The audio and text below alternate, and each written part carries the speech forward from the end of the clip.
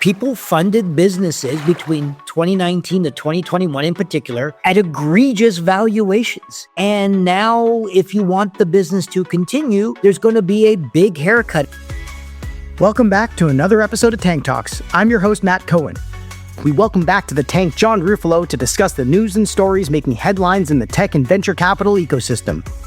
Welcome back to the Tank, John. How you doing? Great, Matt. How are you? Good. We're heading into holiday season. You got a lot of holiday events, I'm sure, like the rest of us. I feel like every year they get started earlier and earlier. Yes. That holiday party creep just starts in November before you know it. And then the rest of the holidays don't even matter, right? That's right.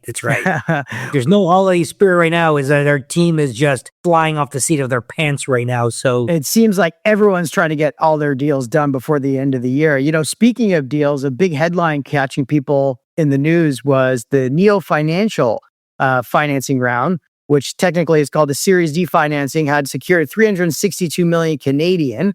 This is Neo Financial, the Calgary-based challenger bank. The round said it included 112 million Canadian in equity, but also came more structure to it than what the initial headlines came out. According to The Logic, which had an interesting exclusive piece, stated that the financing round was at a significant discount to their last Series C financing round done in 2022. The round was led by an undisclosed Chinese investor and also had 250 million Canadian of debt associated with it. So this brings the total funding to Neo of 650 million. Any thoughts around this? I mean, we saw that Shopify's Toby and Slack's Stuart Butterfield and Roblox founder David Baszucki, as well as Point Click Care, Mike Wessinger invested in this round. But any thoughts around this round and how it kind of was portrayed in the news initially, and then how The Logic came and sort of corrected it with finer details? Two things I would say is, number one, particularly in the fintech space, when there is financing the business, which in this case seems to be the equity. And then there is typically the capital required in order to effectuate loans or other activities, which is ideally a reasonably low cost of capital, and it's usually in the form of a warehouse facility. But those are two separate financing. So the warehouse facilities is just basically you're working on the spread. If someone's lending you at 8%, and you better make sure that you're lending out at 10%, and that 200 basis points is really what your net interest income is.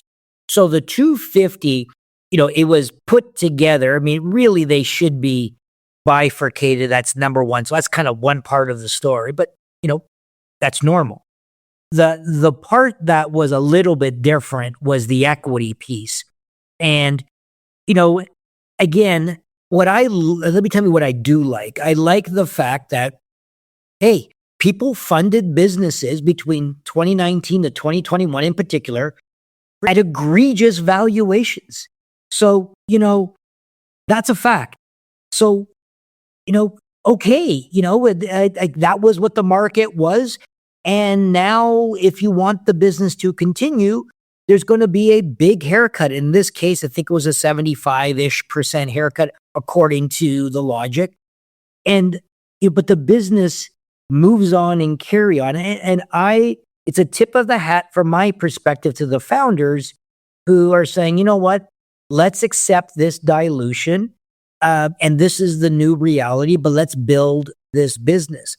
I actually think, and you and I talked about this before, Klarna did something similar. So trying to create a structured deal which tries to fool everybody, which tries to obfuscate what the real valuation is, doesn't do anything. And if this was a true cram down situation, kudos, do it, build the business, build a great business. But realize that you just, there was a goof on the valuation, but it was what it is, and move on. Yeah, exactly. Like, keep on chugging along. No one said this was an easy game to be a challenger bank in one of the most competitive industries of all, being in fintech. Just so our audience understands, The Logic was able to get some information from some online federal regulators that showed that they had issued around 35 million shares earlier in the year, and then that this Series D financing round was done at around $5 US a piece, below the $19 per share price that came around on their Series C funding round in 2022. I guess the question for you, John, is like, what kind of structure do you think they had to put around this, given that there was probably so many moving pieces prior to this round being done that everybody had to kind of swallow the medicine on? Well, I don't know if it was, I can't tell from what was said. Was there structure to it? If there wasn't, and it was just simply a cram down of the next round, cramming the ones before that, that would be the cleanest thing to be doing, as opposed to doing something that protects the valuation of the last round, but increases the liquidity preference in a way that does the same thing. I hope it's the former and not the latter, because all you're then doing is just kicking the can down the road. The only thing that is a little different, and by the way, I wish these guys are great guys, great operators. Former Skip the Dish founders. Yeah, like these, I'm rooting for the folks. I did, it was a little odd to not disclose who the investor is as well too. So I'm not sure what that's all about. But aside from that, that's the only odd part of the news, I think, in there. Yeah, speaking of Klarna, you mentioned it. So the IPO activity has started to pick up a little bit. You had Klarna the other week. You had ServiceTitan this week. Torsten Slok, the Apollo's private equities chief economist, in his recent daily Spark newsletter, saying with the Fed cuts, with tighter credit spreads and a higher animal spirit, we will see a boost in M&A and IPO activity over the coming quarters. And that M&A transactions that are being announced across the US and Europe are starting to tick up as well. So self-tenders, divestitures, and spin-ups are all starting to see a lot of action. Did you see the ServiceTitan filing the other day? I did, obviously, but many people were shitting all over it, and that it was, again, being valued at very high values, and then its margin squeeze started to show up, and a decrease in growth. But so what? Hopefully they can go public and be a little bit like an Instagram, where take the bullets, go public, and hopefully then start to regrow your business back to where you think it should be. Yeah, I mean, just so our listeners, ServiceTitan is a software company that caters to the trades industry like landscaping and plumbing. They filed for an IPO, and some of the biggest winners are some of the names you would associate the company with. Iconic Growth holds around 19% in the company. Stake is valued at around $1.2 billion based on the current secondary prices. The firm also has received investments from their earlier investment rounds, Bessemer, Battery, Index, and now shares are currently trading at $80 a share. ServiceTitan's revenue growth is modest at about 24%, and the company isn't yet profitable, still losing money, but they do boast a 95% gross dollar retention rate, hopefully showing that there is a lot of customer loyalty and low churn, which could appeal to long-term oriented investors, wouldn't you think? I know, absolutely. I mean, it reminds me of another great Canadian company we have here, Jobber. You got it. Yeah, so this may set the stage for Jobber. Absolutely. Sam Pilar has built an unbelievable company. Carrying on here, John, sticking with the public markets, the U.S. Department of Justice is pushing for a drastic action against Google to undo its search monopoly following a summer of antitrust victories. The DOJ has now asked a federal judge to force Google to sell its Chrome browser and potentially its Android operating system. We've talked about this many times on the prior episodes, with the goal of breaking up Google's control over internet search and, entry points, allowing more competitors to join the market. What are your thoughts on this? Do you think this will eventually force people, force the company to split and then force new entrants to emerge? This is huge news. What's interesting is, I think we talked about it in a previous episode. Isn't it ironic that the reason why Google's really successful is the DOJ stepped in when Microsoft was trying to destroy Netscape, and we had the browser wars, and now it's kind of the similar thing, except what goes around comes around, John. Absolutely. And then it gave rise to search. And, all I would just say is, you think Google would have, been so much more sensitive to this issue and watch that they didn't step too hard. I think you and I both had guessed that they're going to go after Chrome. But what was interesting is it seems like Chrome is the one they're going to go after. But if Google doesn't behave on them using Android and automatically loading it with their search or paying handset manufacturers to do so, they're going to force Android Gone too, which essentially starts to really break up the company. The other thing that I thought was interesting, and it was a little confusing, is they also said that they are not going to be able to invest in AI-related search. Yes. What the hell does that mean? Yeah, so our audience understands the Department of Justice is not only seeking to stop them from owning all of their assets as one entity, but they're also seeking to block Google's ownership or investing in other search rivals or AI-related companies. And if the judge agrees to the DOJ's request, it could fundamentally alter Google's business model, as well as AI development and investment in the future of AI, which I thought was crazy. Now, just so we understand how this will play out potentially, the trial is set for spring and with a final ruling expected by August. Now we have a new administration coming in with President-elect Trump. What do you think that is going to do to this whole conversation, or nothing at all? I don't know, because there's confusing messages. If you listen to JD Vance, he's not a huge fan of big tech and in particular Google. Trump has made some negative comments on Google, then just very recently sort of backed off on it as well too. So there are some very confusing signals. All I would just say, if I am Google, you better be doing some things in advance to reduce the noise. And I think Google's attitude in some jurisdictions, including Canada, is to say, screw off government, and we're going to ignore what you're saying, and we're going to come in a very hard-fisted way. May backfire on them. So this is going to be an area for us to all watch on how big tech is going to be handled in the future. I mean, speaking of big tech, first you had XAI just raise a new financing round. Obviously, a pretty amazing amount of capital continuing to go into these frontier model builders.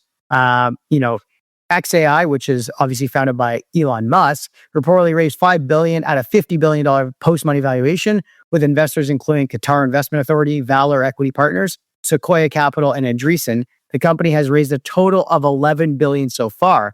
And now trickle this into NVIDIA's recent earnings, where I saw that their net income was higher than their overall revenue just over a few years ago. NVIDIA is absolutely absorbing all of this capital going into the AI age race. What are your thoughts here? And is anyone else going to steal this thunder away from NVIDIA, or is the Department of Justice or somebody going to have to force them to stop all the control they have over all this money being spent inside of NVIDIA? That's a really tough one, because if NVIDIA was not US based, I'd be curious to see what the result is. You have AMD, who many thought was going to be a serious challenger, and AMD is going through their own challenges. People thought it was going to be Intel, and we've seen the disaster at Intel. And so if you're the US government and you want to ensure that the US has dominance in this very strategic, important space, and yet you want competition, it's hard to kind of kill the golden goose. So I think what we will see is the US trying to incentivize one or two other competitors that are US based, or getting like a Taiwan Semiconductor to retool and move to the United States and in effect domesticate it, but trying to find some level of competition. The other competitive area, by the way, is the hyperscalers. And the hyperscalers are all working furiously to develop their own chips because they do feel beholden to NVIDIA. But I have to say that, boy, did I ever misjudge how long NVIDIA can continue to dominate like this. I don't think I've seen this happen for this long. And can it keep on going on? Who knows? But I've been wrong on how long their dominance has continued to play out. I mean, just to give people a sense of the growth they've had over the past 2 years, its sales doubled for a second year in a row. It now notches more money in profit, like as I said, than it used to generate in total revenues. NVIDIA's revenues rose 94% to $35 billion in the third quarter. And I mean, they are just spitting off free cash flow. But then when you go and look at OpenAI's projected cost for 2024, did you see this? The information had as well. So total revenue projected for OpenAI's 2024 revenue projections are $4 billion. Yep. Microsoft's revenue share of that is $700 million. Their compute to train models is $3 billion. So start with a $4 billion top line. You've got compute to run the models, $2 billion, research compute amortization, $1 billion, employee salaries, $700 million, G&A, $600 million, data, $500 million, hosting and other costs, $400 million, and sales and marketing, $300 million. The losses per year are $5 billion, excluding stock-based compensation. Staggering. Excluding that. Staggering. Insane. So you can see how this sort of trickle on happens when people are paying so much into NVIDIA, which obviously OpenAI is probably one of the biggest money makers for its accelerator chip, which obviously develops a lot of the AI models. It's quite fascinating to see all this happening. Picks and shovels. Picks and shovels. You got it.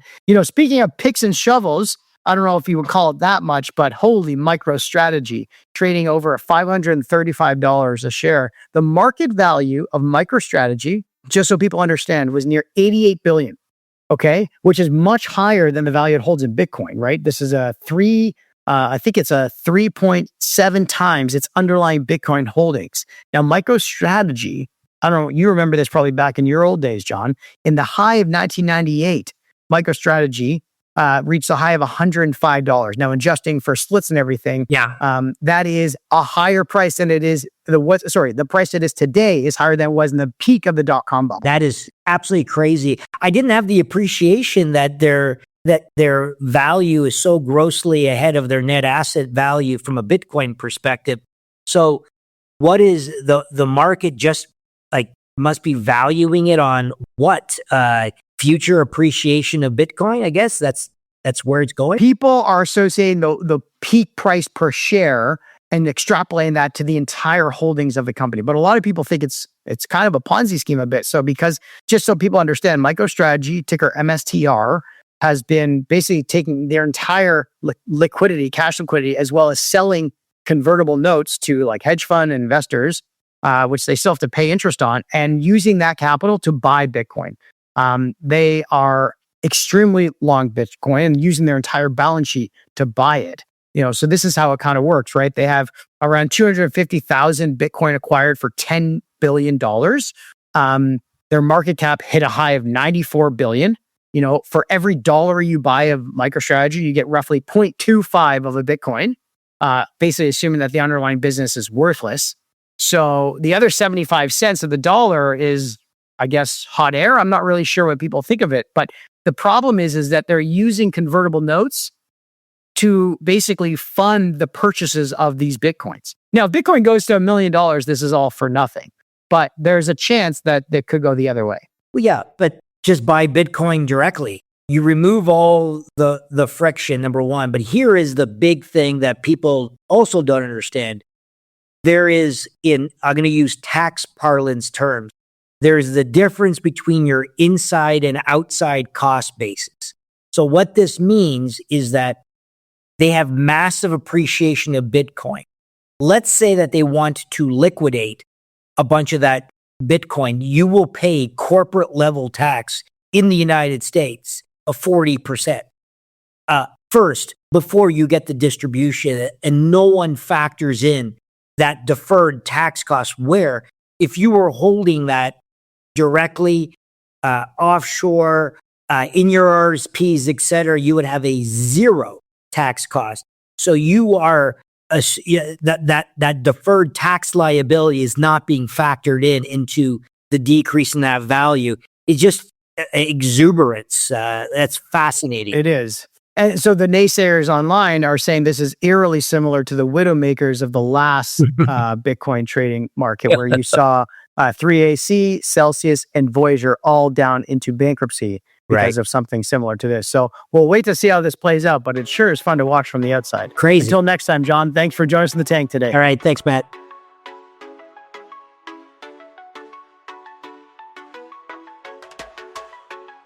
Hey everyone, thanks for tuning in to another episode of Tank Talks. We hope you found today's conversation as insightful as we did. If you're enjoying the show, we've got 3 quick things to ask of you. First, hit that subscribe button on your favorite podcast platform so you never miss an episode, whether that's Apple Podcasts, Spotify, Google Podcast, or YouTube. Next, follow us and stay up to date on upcoming episodes and behind-the-scenes content on social media with Twitter, LinkedIn, and Instagram. And lastly, share the love. If you found value in today's episode, share with a friend or colleague who'd benefit too. Your support helps us bring in more amazing guests and keeps the Tank Talks engine running. That's it for today. Until next time, keep disrupting and innovating.